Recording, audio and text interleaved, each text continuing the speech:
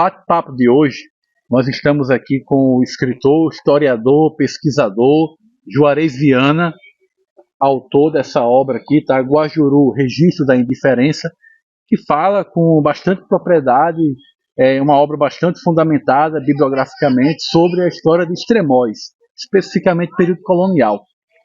E aí esse bate-papo eu gostaria, Juarez, primeiramente de agradecer aí pela disponibilidade de bater esse papo com a gente. Em relação à origem, como é que surgiu a ideia para esse trabalho? Qual foi o contexto? Como foi o processo? Quanto tempo durou? Poderia falar um pouquinho para a gente mais sobre isso? Sim, com certeza. Quando universitário, eu vim aqui a uma aula de campo, aí o professor chegou e pediu para preparar um seminário sobre a igreja. Aí me deparei com falta de bibliografia que concentrasse toda a informação daqui. E tive que correr atrás. Apresentei um seminário lá, mas não foi um seminário maravilhoso. Mas deu para passar.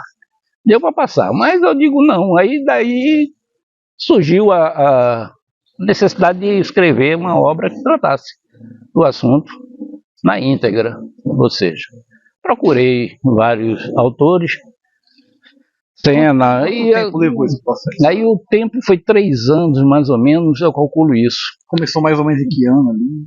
Olha, eu terminei de escrever ele e editar ele quando começou a Covid, no final de 19, né? E isso prejudicou demais, entendeu? E foi justamente a partir dali que começou a Covid. Aí, mas não lançava mais nada ali. Foi 3 anos mais ou menos que eu levei para concentrar. Falar um pouquinho sobre a escolha do título, Guajuru. Geralmente a gente conhece por Guajiru, né? Se você puder comentar um pouquinho do motivo dessa escolha. Bom, Guajiru é o comum da fruta. Entendeu? Todo mundo conhece a fruta como Guajiru. Os missionários que eu estou falando, Gaspar de Santé, Francisco Pinto e outros mais aí, Luiz Figueira, eles chegaram aqui, eles não tratavam essa comunidade aqui, que eles criaram, como Guajiru a fruta, mas sim Guajuru a comunidade. Sim, perfeito. Guajuru a comunidade, que foi criado aquele aldeamento que em 1603 passa a ser missão e que vai ser confirmada junto à igreja, na época, os jesuítas, em 1683, como uma missão. E a gente conversava há pouco também sobre a escolha do referencial, né?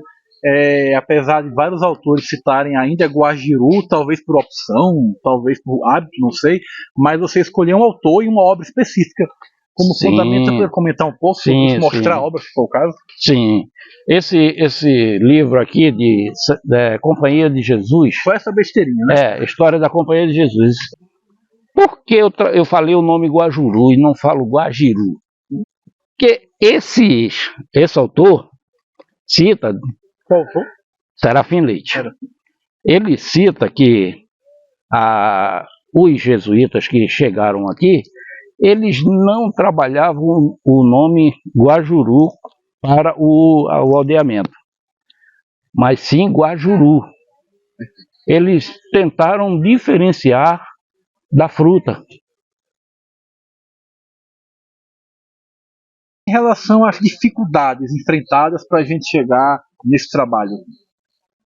A dificuldade começa com a coleta do material, compra de livros, e a Covid, quando depois de pronto, no lançamento, que foi muito difícil, a Covid me atrapalhou demais.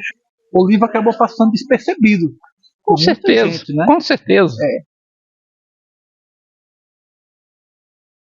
Mas você conseguiu levantar muita coisa, você trouxe aí um material aí, viu? Olha, eu trouxe aqui a história que... Por que o nome Guajuru, que está aqui na história de Serafim Leite? Quase uma bíblia.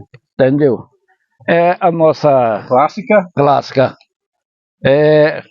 Olavo de Medeiros. Aí tem o Suassuna, que é o Coquinho. Sim. Entendeu? Temos Edição em Senado. Edição em Senado. Essa aí fala sobre as igrejas. Você veio preparado aqui para a reunião de extremóis, vou preparar. E aqui temos os Capitães Móis do Rio Grande do Norte. Sempre lembro que isso aqui é bom. Lembrando que ao estudar a história dos Extremóis, não tem como não estudar o Ceará de mim, né? Verdade. Não dá, né? Não dá.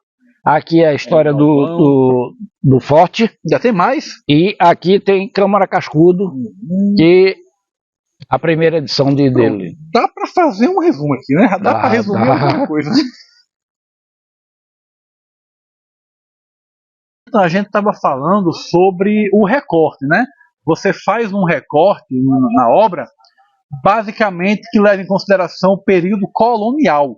Né? A gente basicamente vai da presença dos jesuítas à expulsão dos mesmos. Por que a escolha desse recorte? A escolha do recorte foi por causa o objeto da obra, que era a igreja. Entendeu? Então, quando os jesuítas saem e entram os padres seculares, isso começa a tornar-se ruína. Entendeu? Em 1882, quando o bispo de Olinda vem aqui, visitar aqui, Ceará Mirim, e passa aqui, já encontra a igreja em ruínas. E outro fato também foi a questão do índio, que também é dos objetivos também do livro.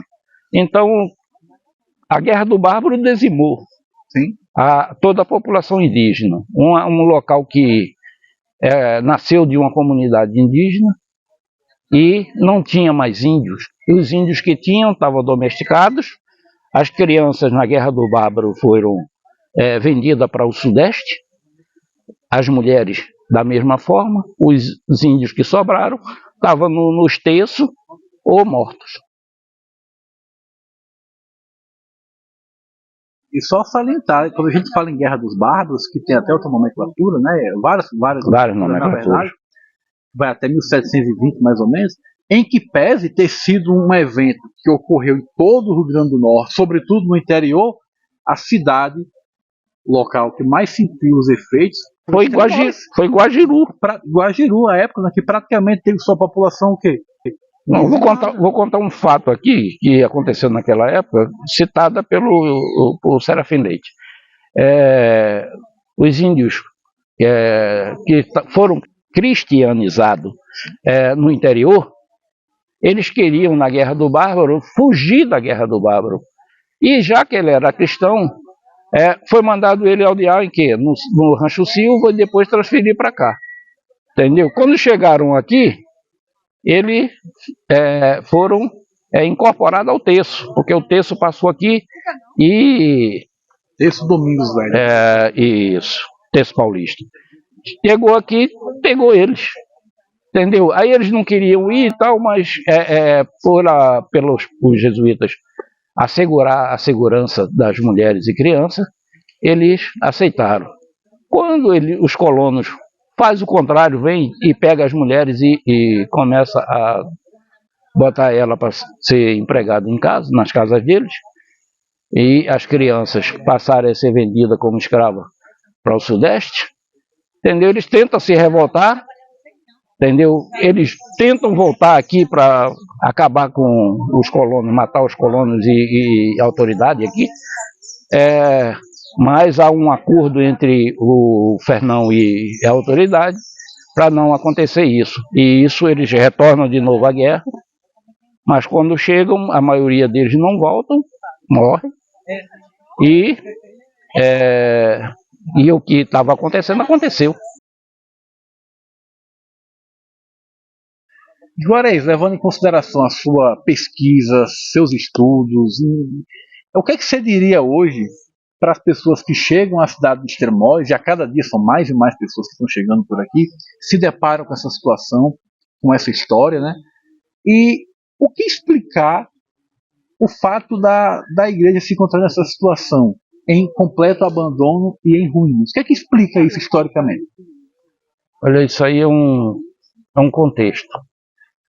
São vários fatores, entendeu, que causou essa indiferença, entendeu? Questões econômicas, questões sociais, questões religiosas, questões políticas, entendeu? Aí vamos lá, religiosa, transferência da sede daqui para Boca do Mato. A questão política, a transferência aqui de município, deixa de ser município e vai ser distrito ou comunidade da Boca do Mato. O primeiro prefeito de Extremóis, entre aspas, seria o Barão de Seramirim, né? Sim. Não é isso? Né? Isso. Que lustre que você está colocando. Isso, exatamente. Aí volta. 105 anos 105 anos depois é que vai voltar a ser município. Não tem mais condições de ter mais nada. Aí você tem a questão econômica, que você tem no período do Império, o açúcar lá. Aqui não tinha nada. Aqui você também tem questões agrárias, porque aqui, por ser um lugar bom para produção de leguminosas, entendeu? Você tem brigas com a questão fundiária. Todo mundo querendo um pedaço de terra. Tanto que você vê aí as ruínas, estão quase dentro da igreja. Entendeu? Da igreja ruína. É impensável. É impensável, mas existe. Entendeu? Aí você junta isso tudo, vai dar essa indiferença que causou.